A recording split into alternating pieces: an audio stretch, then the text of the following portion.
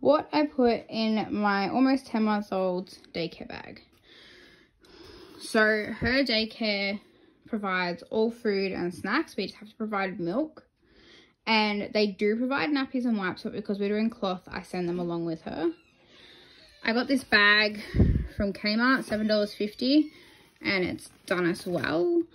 So I pack enough nappies. So most daycares change every 2 hours. So I pack enough nappies to allow for that, plus one extra. Because obviously if they do a poo, they immediately change them. I pack a spare wind sheeter. Because we live in Melbourne and who knows what the weather's going to be. My kid's a vomiter / drooler. So two t-shirts. So 2 changes of clothes.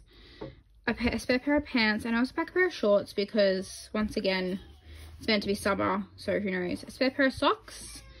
A couple of bibs. I pack her wipes. So I just use the Huggies travel case.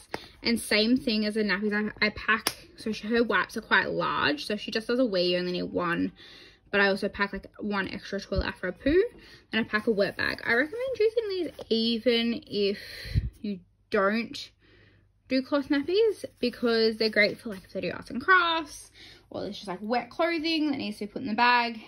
It's better than single-use ones. So and I also have a spare dummy. Now, so Lily only has her dummy for sleeping, so I don't pack a dummy chain or anything like that. But if your child is someone who has a dummy more regularly, then I'd recommend packing a labeled dummy chain, as there's a lot of kids that would obviously have the same dummy. Lily is only on 1 bottle a day now, so at night I put everything in the bag except for her milk and water bottle. And I do them up and I put them in the fridge so I can just pop them in before we go. So I pack her 1 milk and I pack her water bottle. They already have a hat there for her, and bum cream. Everything else I pack, and that's pretty much what I pack every day for her daycare bag.